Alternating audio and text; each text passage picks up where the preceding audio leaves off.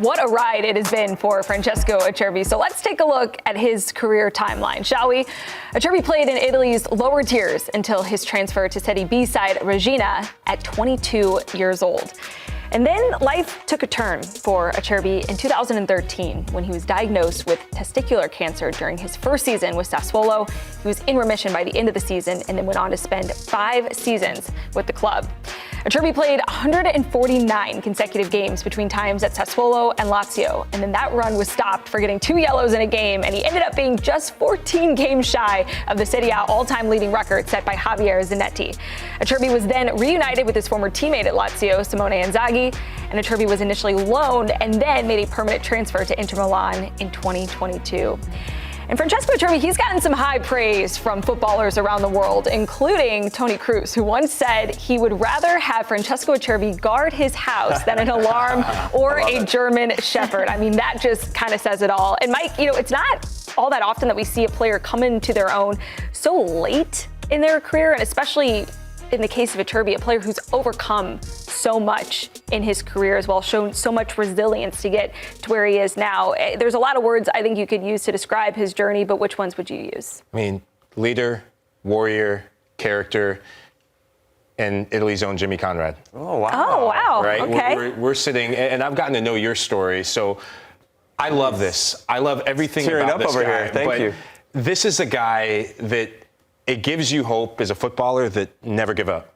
And this is a guy that's been through hell in his career, overlooked, underappreciated, and he was at Milan, has a spell at Chievo, which gives him the opportunity to be at Milan, but it's off the field issues that really kind of almost derailed his career.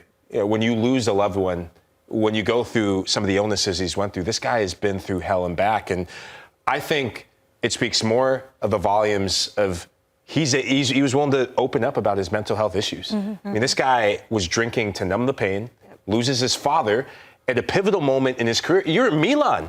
How many players would do everything in the world to be at a club like Milan, push for Champions League, push for trophies, be of that new wave of an aging Milan side, and then you lose someone you love the most? And it's very unique. And I got to play for Alessandro Nesta, and I remember when I opened up with him about some of the mental health issues I had as a player, he was initially kind of put off by it, and we ended up talking more and more about it. And he said, my reaction has nothing to do with you. It's about being Italian and Italian culture. Mm-hmm. As a footballer, you don't talk about the things. Even outside of being a footballer, it doesn't exist. It's not part of the culture, you suffer right? quietly. So he was very vocal about his struggles, and he earned my respect for that alone. And then I think after that release and really exercising some of those demons from the loss he suffered, the illnesses that he's had, you're diagnosed with cancer at the age of 13, and then you have to come back and beat it again. I mean, this guy is a walking miracle, and he's really a testament to having character, having belief, and holding on to hope. Yeah, Christine, I mean, that was incredibly well said, Mike. I'm curious when you reflect on his career up to this point, it is sometimes, though, those points of adversity that you go through that you learn the most about yourself. And so maybe in a way, it's not a surprise to see him having the success he's having at this point, given just how much he's had to fight through and battle through. Absolutely. I mean, he crashed out, essentially. Okay, like you hit rock bottom, and then you show this bright light of resilience that he has, that actually has permeated through every single squad he's been part of now, because he's become this talismanic figure. He's not flashy. He's not a loud leader, but you feel him. His presence there is so important, especially to Gliazzurri. They truly do latch onto him and just say, you look to him for guidance. Like, he's now overcome everything. Anything that you could possibly think that could be the worst possible thing to happen to you, mm-hmm. He's overcome it. And so to see him rally, how could you not? Yeah. Well said. And it was so incredible then to see that epic moment in the tie with Barcelona to send Inter through to the final. Jimmy, let's just reflect on that, because it really was one of those moments that had all the makings for an amazing story, and it just absolutely delivered right here as Acerbi got that game-tying goal. Yeah, for me, my first takeaway was, what is he doing up there? Yeah, you should know that better than anybody. Yeah, I don't.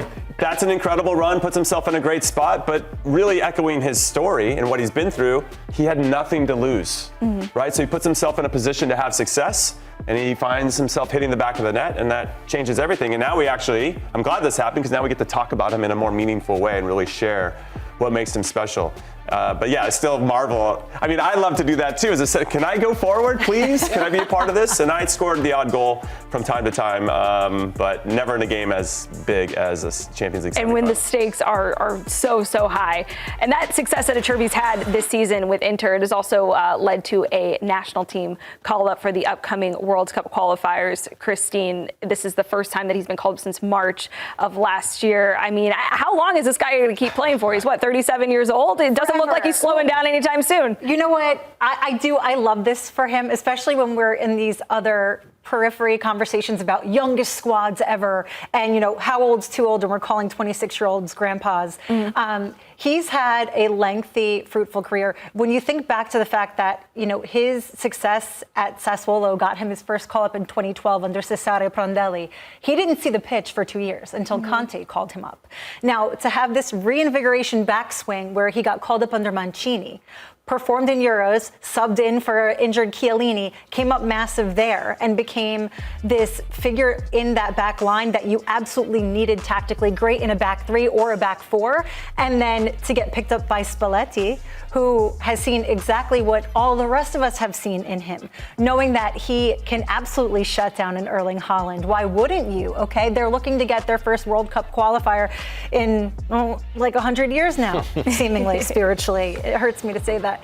But, who are you going to trust in that back line? Who can do the most for you? Who will make sure that the job gets done? And who will other players look to, especially with the new influx of some of these players we haven't seen in the squad, like an Orsolini coming back into the squad, who are on the younger side? You have those stabilizers in place, like an Acerbi. And maybe he could guard your house, too, Jamie. I mean, he really can kind of do it all. I'm thrilled that he got a call back to the national team at the age of 37. I think that really speaks to his reliability. I think the word trust is important too. Like, that's a person you put on your team because you know that he's going to go out there and do the job and raise the game of everybody around him. Jimmy, excellent stuff. Looking forward to the final coming up on Saturday. And we've got a jam-packed day of coverage here on Paramount Plus and the Golazo Network, starting right here with a special 3-hour edition of Morning Footy at 10 a.m. Eastern. Then it's UCL Today starting at 1 p.m. Eastern with a 2-hour lead-in to the match. Kickoff for PSG Inter is at 3 p.m. Eastern, and then wrap it all up with the UCL post-match show when the game ends.